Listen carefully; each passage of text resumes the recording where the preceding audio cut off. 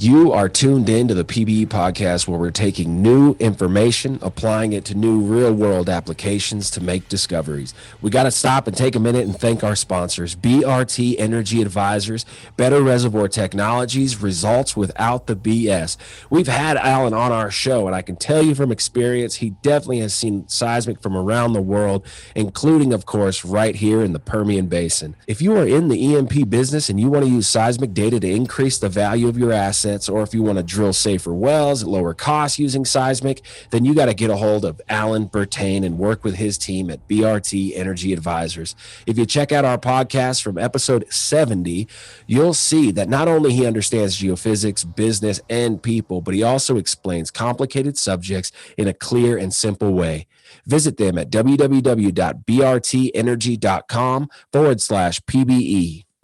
We're going to do a little fireside chat pre-Hadley Joe. So, Zeph, why don't you, a current UTPB graduate student, talk to us a little bit about your thesis right now, the work that you're doing, what you're trying to get done, so on and so forth. So what I've got going on so far is that Get up on that mic. There we go. So lately I've been studying the influence on early Paleozoic faulting and its relationship on Permian age strata, and understanding the relationship between the two. And what I've been finding lately so far was the this bending of what is the Permian age strata that was caused by that early Paleozoic faulting. And I was able to identify using various seismic attributes, not only identifying what is these two identical normal faults that are found below this detrital surface that we identified, which is an erosional unconformity, to where those faults were stopped there at that erosional unconformity. But what we have is that just regular flattened out Permian age strata was building up on top of it. And I'm identifying what is these this lineament, this trend of curvature along these Permian age stratas. To what the goal of the study is to identify flexures in this Permian age strata. And what so far that I've gotten was everything that's going into the Holt formation. So going from this erosional unconformity is going to the Clear Fork into the Holt, which is where I've gotten to so far. But something I want to look into a little further is into possibly what could be into the San Andreas formation, where you're talking about on the Central Basin platform, because this is the Goldsmith-Landreth San Andreas unit within the Goldsmith field. So it's a little bit a little west of what you were studying in your thesis, which was the Fasken Oil Ranch. Yeah. So now I'm working a little bit on like northwest here in Ector County. Nice. Yeah, and so I've been identifying these trends in curvature, which is what it's identifying these flexures and identifying those structures throughout this area. So just to be clear, I think you may be it's on a little bit. I'm trying to explain it the best I can. Yeah, you may be on my favorite subject here, but you're looking at these deep. Yeah, you're talking to the guy right now. Just to let you know. I'd say you talked earlier. I was like, you caught my interest. You really caught my interest. But you're talking about these deeper faults, and they've affected some of the shallower sections. Yes, there we go. So these are, how did that happen? Maybe I'll put you on the spot. So it was probably just a little bit of like a rejuvenation. Precambrian. Good. Rejuvenation. There you go. One of my favorite subjects. There we go.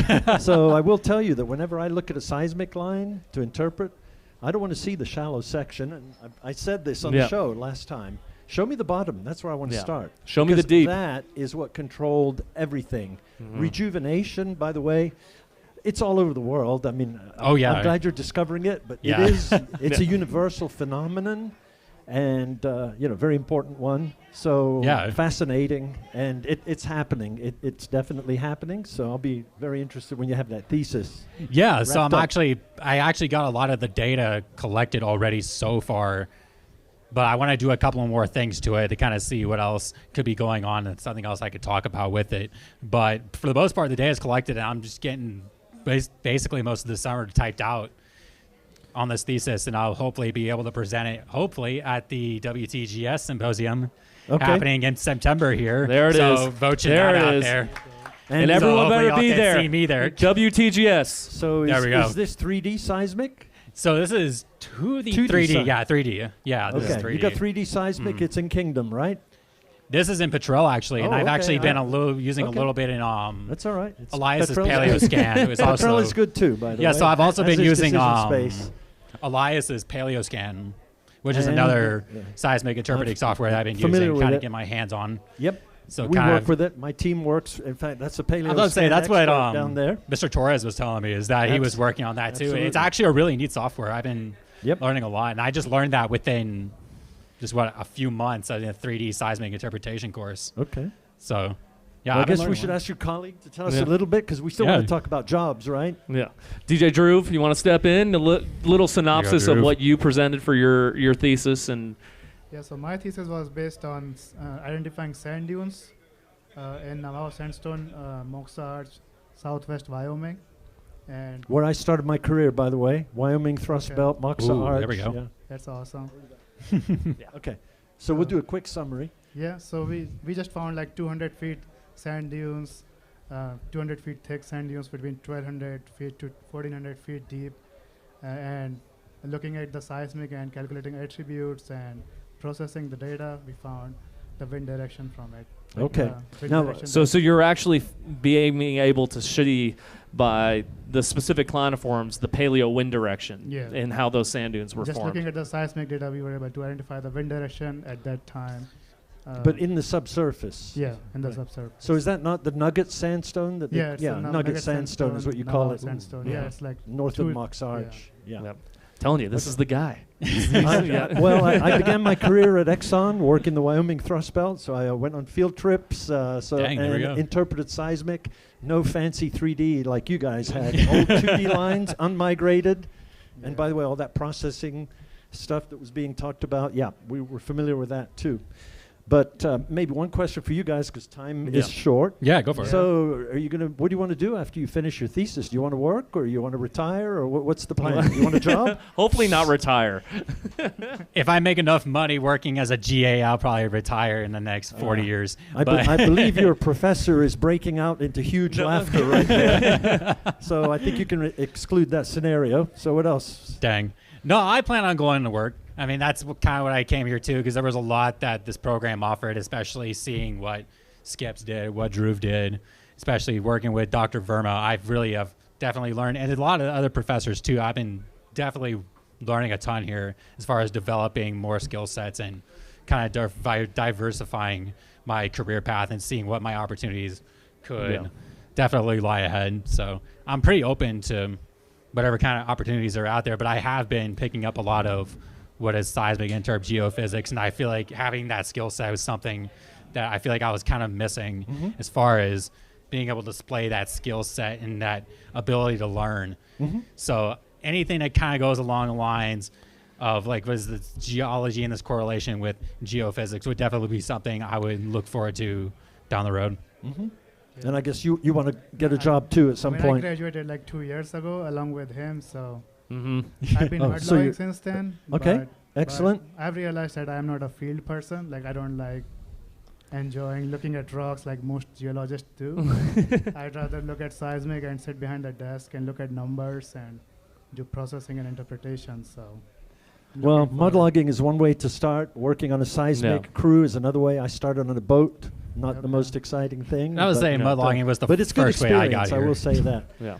But you're But- building that foundation, right? Looking Yeah. at the rock, looking at understanding, hey, this is actually what's coming out of the pipe, and now being able to apply that to seismic data. And then also with your thesis, right? It's not only, evaluating, potential prospects for oil and gas, but also potential prospects for, future carbon sequestration, right? Which has also kind of been something that we've been doing at UT Permian Basin. We started having a little CO2 working group, and that's kind of something I've fallen back on as far as my research as well. So Okay. it's kind of something we've been doing, looking forward at UTPB. Well, time is very short here, so we won't have too much, but I'd like to make a couple of points. So, first of all is multidisciplinary integration is the key. People fall in love with 3D seismic and attributes by themselves don't do very much. Yeah. True. And so this is what is often taught in universities. Oh, go do the whatever it is, sweetness attribute. You'll find all the oil out there. I'm afraid that's not true. So the way you find oil and gas in the real world is through very hard work, multidisciplinary integration. So you get the well logs. We have Dr. Robert Nail here. He and I work together. He's a petrophysicist. He knows the rocks. He knows the dip meters, right? And that's a specialty. He's an expert. And I happen to know seismic, and we would have another petrophysicist, etc. But you pull it all together. That is how you find. There is no one tool that by itself will give you the answer. And so, but it's very, very hard work. So keep thinking multidisciplinary and broaden your horizons, as you've just said. You want to always learn new skills. Learn some engineering. You know, those production engineers and all that, they make a lot of money. You need to understand how that happens. So that's a general tip. The other thing, as you said, subsurface knowledge applies to all these fields. You know, they're groundwater, CO2 sequestration. So if you understand how to do multidisciplinary integration, you will have a wide range of career choices. Yeah, that, I mean, and like you touched on it, all of that also stems from petroleum, right? It's all about finding that workflow that you figure out in petroleum geology is what applies to carbon sequestration, applies to, you know, these EOR technologies. It's understanding where can I identify space in the subsurface as economically and as efficiently as possible, right? And I like to say, I think I said it on the last show, that the best training to become a carbon sequestration geoscientist is petroleum geology. So who's the best carbon sequestration geoscientist? The one with the most petroleum geology experience. And here's another reason why. Because the oil companies have a lot of money to go shoot that fancy 3D seismic and use the very latest logs and this and that. Once you go to some of these other things, well, government budgets are limited, and well, we might let you run a gamma ray and a resistivity, but we won't let you run. So again, best preparation to be a green geoscientist in the future is petroleum geology. Now, if you get that green geoscience job tomorrow, take it, of course. You know, sure. But don't feel that petroleum geology is a detriment in any way to having a green career. I would agree with that. Yeah. Yes. There we go. All right. So down to 4 minutes, I think. Do you guys have any questions about careers? You know, I mean, have you thought about are you going to apply for jobs? Are you going to go to interviews? What are you going to do? You have any questions so far, or? You think the job's just going to land on your... You get an email one day, oh, guess what? We want to hire you. I'll write off the job tree, right? There we go. That's all I need. Have you thought about that? Or do you have any questions? I was about to say, what is like the biggest things as far as like skill sets do you think is something that people really look for as far as getting started in the industry? Well, I believe the most useful skills are the ones we just described, because they can create value. We talked about creating value with the fracking tool, and it's all the same principles. And ultimately understand the money too, because ultimately companies will hire you to pay for your own salary. They love you and they think you're fantastic. They're going to give you vacation benefits, but they actually want you to pay for those and more. So you will understand that when you understand NPV 10. And I believe our private equity person left here, but when you're talking money, you only need to know one phrase, NPV 10. Good news is it's a very simple equation in Excel. It doesn't take a lot. Some people get an MBA to figure that out. I kind of just looked at the Excel help. Yeah.